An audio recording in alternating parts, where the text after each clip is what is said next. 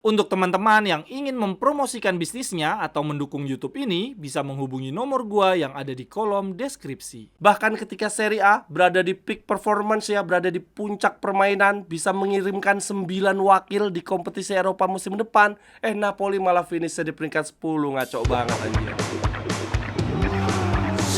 Cerewetan ceking kita, nyerewetin apa aja. Teman-teman yang sedang kalian saksikan saat ini adalah Cerewetin Serie A. Apa kabar teman-teman tifosi semuanya? Semoga dalam keadaan sehat, selamat berakhir pekan.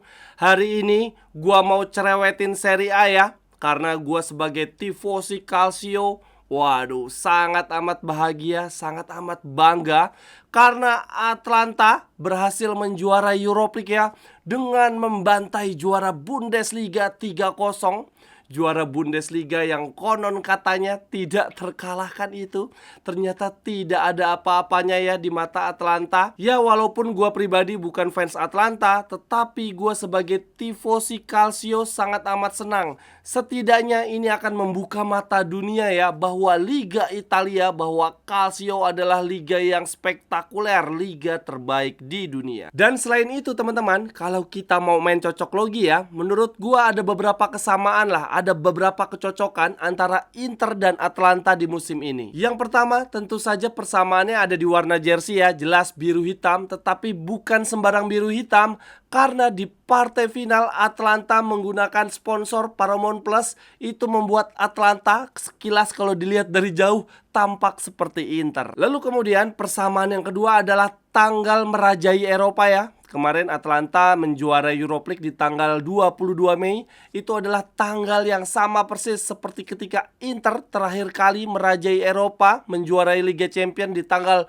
22 Mei. Dan menariknya lagi teman-teman, duo tim biru hitam Serie A ini menguasai Eropa dengan sama-sama mengandaskan juara Bundesliga. Inter mengalahkan Munchen dan Atalanta mengalahkan Leverkusen. Lalu kemudian cocok logi yang ketiga, persamaan yang ketiga, menurut gua ini adalah yang paling menarik teman-teman.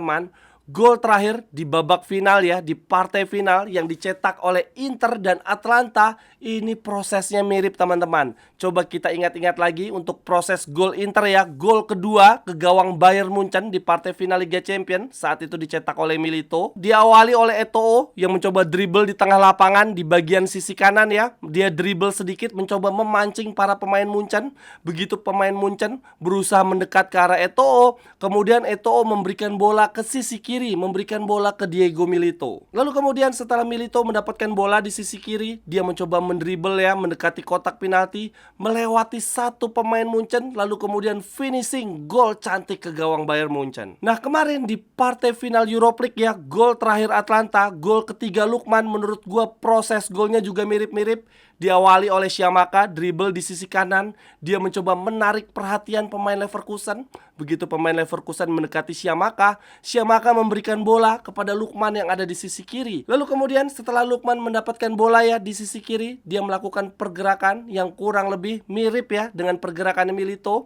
Dia dribble, menggocek satu pemain, kemudian finishing dengan cantik. Dan dengan keberhasilan Atalanta menjuarai Europa League ini teman-teman, gua melihat ini sepertinya tim-tim Serie A sedang berbagi kue ya, sedang berbagi rezeki, berbagi gelar sama rata. Sebetulnya tim Serie A masih berpeluang mendapatkan satu gelar lagi ya. Minggu depan Fiorentina akan tampil di final Conference League. Ya semoga Fiorentina juara lah, biar semakin banyak tim Serie A yang meraih gelar di musim ini. Ada Atalanta dengan juara Europa League, Inter dengan Scudetto, Juve dengan Coppa Italia, dan Milan dengan Trofeo Berlusconi. Semuanya dapat gelar, semuanya senang. Oh ya teman-teman, dengan keberhasilan Atalanta menjuarai Europa League, ini akan sangat mempengaruhi jumlah perwakilan tim Serie A untuk berlaga di kompetisi Eropa musim depan ya, khususnya di Liga Champions. Seperti yang teman-teman ketahui, untuk Liga Champions musim depan Serie A dapat jatah 5 tim ya, peringkat 1 sampai 5. Nah, menariknya teman-teman, di klasemen Serie A saat ini, tim peringkat 5-nya adalah Atalanta. Jadi Atalanta sendiri sebetulnya sudah mendapatkan jatah ya masuk ke Liga Champions karena mereka menjuarai Europa League. Jadi jatah mereka sebagai peringkat 5 Liga akan diberikan kepada AS Roma, tim yang berada di peringkat 6. Nah, situasi ini hanya terjadi kalau Atalanta finish di peringkat 5. Jatah mereka akan diberikan ke peringkat 6. Nah, kalau Atalanta ternyata di akhir musim nanti finishnya di peringkat 4, maka jatahnya akan hangus, akan diberikan kepada liga negara lainnya. Berarti ini ya teman-teman, misalkan beneran Atalanta finish di peringkat 5 Liga Serie A musim ini, berarti jatah ke Liga Champions dari Serie A akan ada 6 tim, yaitu Inter, AC Milan, Bologna, Juventus, Atalanta, dan Roma. Gokil. Lalu untuk Europa League-nya akan ada Lazio dan Fiorentina.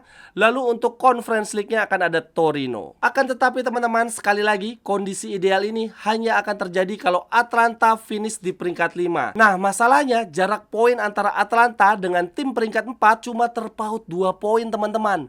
Sedangkan Bologna sendiri sudah menyelesaikan seluruh pertandingan liga nih. Tadi malam mereka baru saja kandas dari Genoa. Ini artinya poinnya Bologna tidak akan bertambah lagi ya. Mereka akan stuck di angka 68 poin. Nah, Atalanta sekarang di peringkat 5 dengan jarak 2 poin saja ternyata masih menyisakan 2 giornata lagi. Atalanta masih punya tabungan 2 pertandingan lagi teman-teman.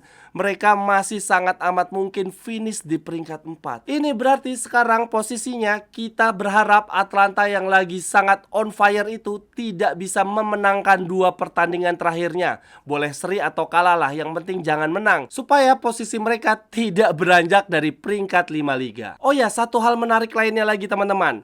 Ini ya, kalau kondisi ideal benar-benar tercapai, Atalanta finish di peringkat 5, berarti Serie A mengirimkan 9 wakil di kompetisi Eropa.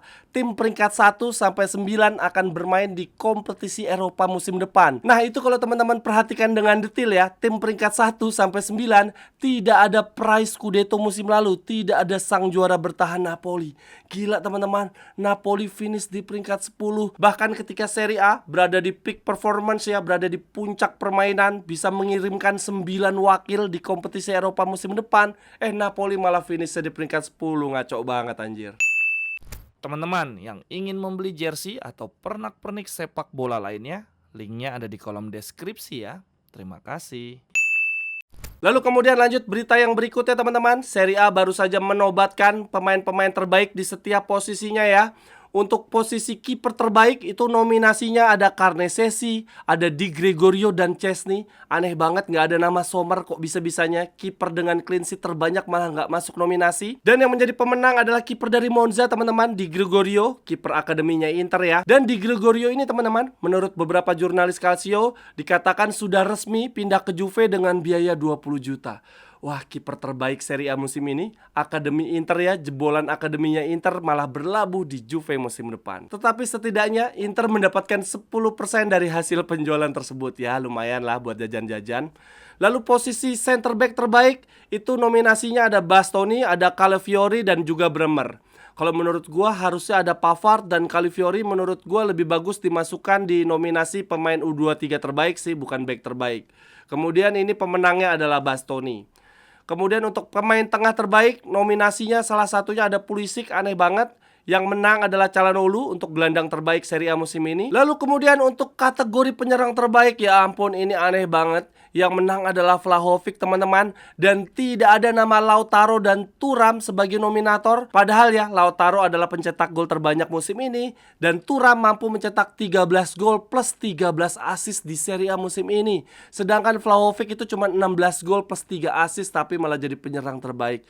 Aduh, ini di nominatornya juga ada Dybala, lalu kemudian ada Leao. Lalu kemudian untuk kategori pemain muda terbaik ada Belanova, ada Sole dan juga Siskae. Dan yang menang adalah Siskae.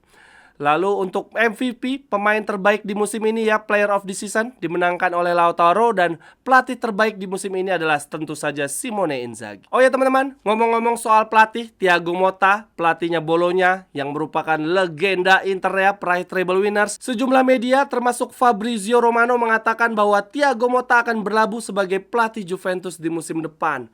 Berarti nuansa biru hitam akan sangat kental nih di Juve musim depan. Selain Thiago Motta, di musim depan Juve juga juga akan diperkuat kiper jebolan Akademi Inter ya, Di Gregorio. Ini sepertinya Juve mengikuti metode Inter ya, sekaligus balas dendam. Dulu Inter ketika mencoba membangun dinasti juara juga mencoba merekrut dari Marotta, Conte, Vidal, lalu sekarang Cuadrado. Lalu kemudian yang terakhir untuk cerewetin Serie A hari ini teman-teman, terkait zona degra. Ini Salernitana dan Sassuolo sudah pasti ya.